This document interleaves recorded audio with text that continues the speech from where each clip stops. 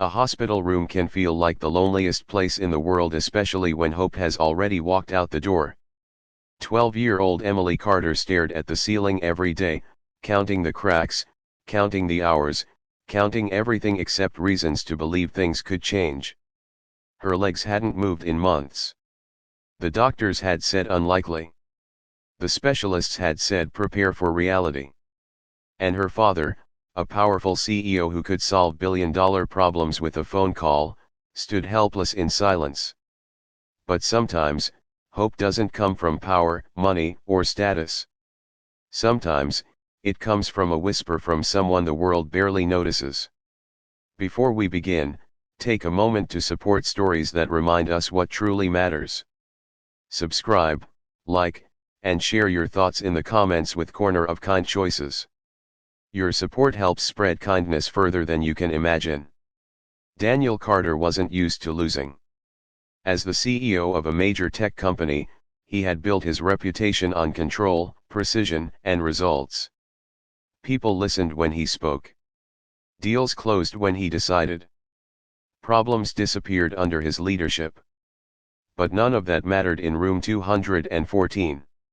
Every morning, Daniel walked into Emily's hospital room with a forced smile and a heart that felt heavier each day. He brought her books she used to love, her favorite snacks, even a tablet loaded with movies. But Emily barely reacted. Her once bright eyes had dimmed, replaced with a quiet sadness that no father should ever have to witness. "Hey, Em," he would say gently. "I brought that movie you like." She would nod slightly, but her gaze never left the window. The accident had changed everything. A car crash on a rainy evening had left Emily with a severe spinal injury. The doctors had done everything they could, but the damage was devastating.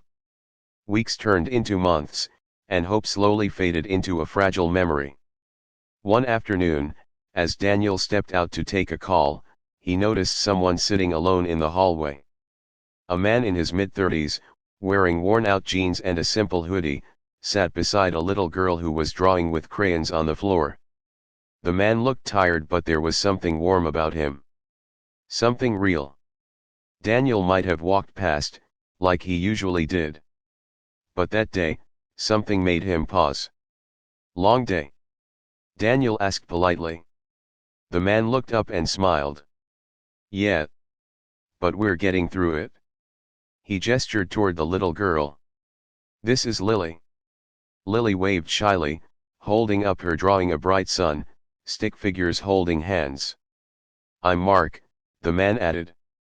"Single dad. Full-time job. Part-time superhero."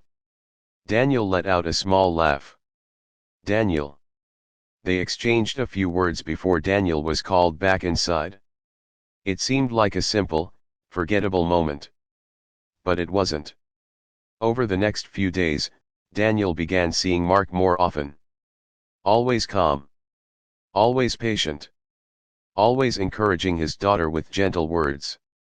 "Try again, kiddo. You're stronger than you think. Even if it's hard, we don't quit. We just go slower." One evening, as Daniel sat beside Emily, he noticed something unusual. Mark was standing quietly at the doorway, watching. "I'm sorry," Mark said softly. "I didn't mean to intrude. I heard about your daughter." Daniel nodded, tired. "It's okay." Mark stepped closer, his voice low but steady. "May I say something?" Daniel hesitated but then nodded again. Mark walked to Emily's bedside and crouched down so he was at her eye level. "Hey, Emily," he said gently. "I'm Mark." Emily didn't respond at first. But then, slowly, she turned her head. "I heard you're going through something really tough," he continued. "And I just want you to know, you're not alone." Daniel watched carefully. He wasn't sure how to feel. This stranger, this ordinary man speaking to his daughter like he understood her pain. Then Mark leaned a little closer and whispered something so soft, Daniel almost didn't hear it. "I'll help her." It wasn't loud. It wasn't dramatic. But something about those words carried weight. Emily blinked. For the first time in days, there was a flicker, just a tiny spark in her eyes. "What do you mean?" Daniel asked, his voice cautious. Mark stood up. "I'm not a doctor.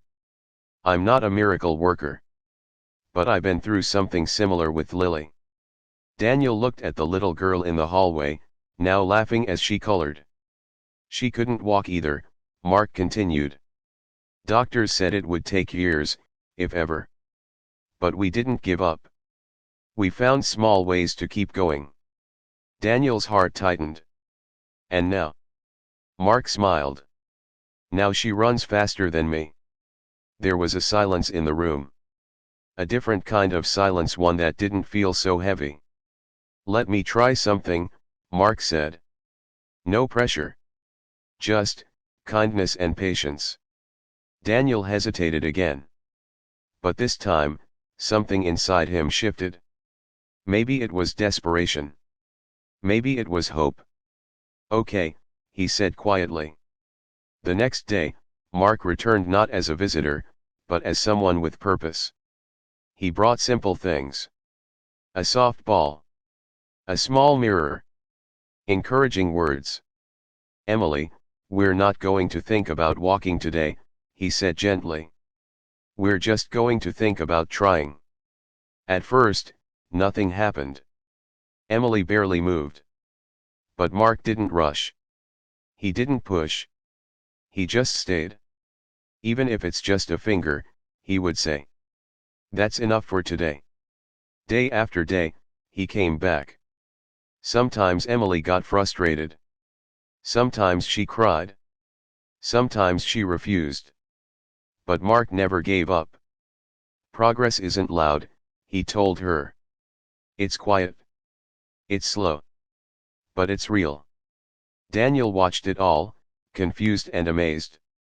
This man who had no obligation, no connection, was showing up every single day. "Why are you doing this?" Daniel asked one evening. Mark shrugged. "Because someone once did it for us. And it changed everything." Weeks passed.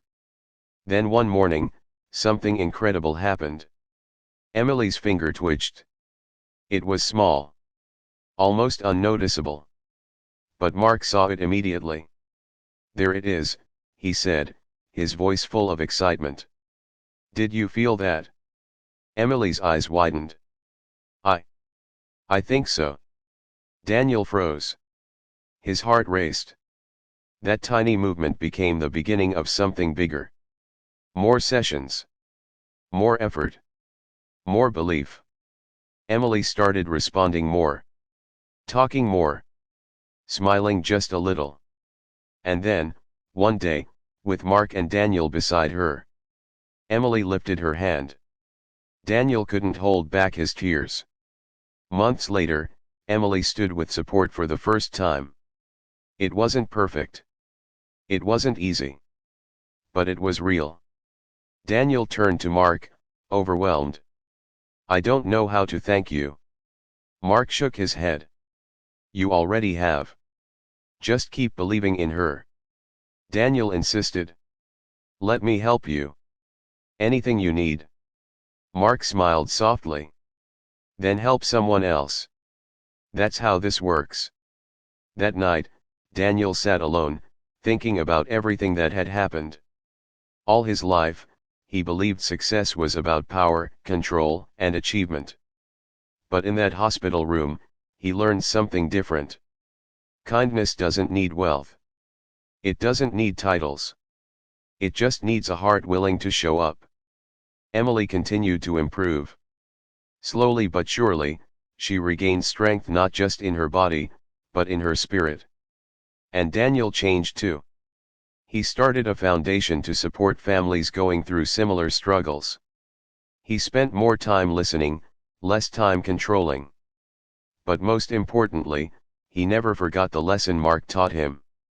Sometimes, the smallest act, a whisper, a moment, a gesture, can change a life forever. And sometimes, the people who change us the most are the ones the world overlooks. So wherever you are today, remember this. You don't have to be powerful to make a difference. You don't have to be perfect to bring hope. All it takes is one act of kindness, one moment of care, one quiet promise. I'll help. And that might be enough to change someone's entire world.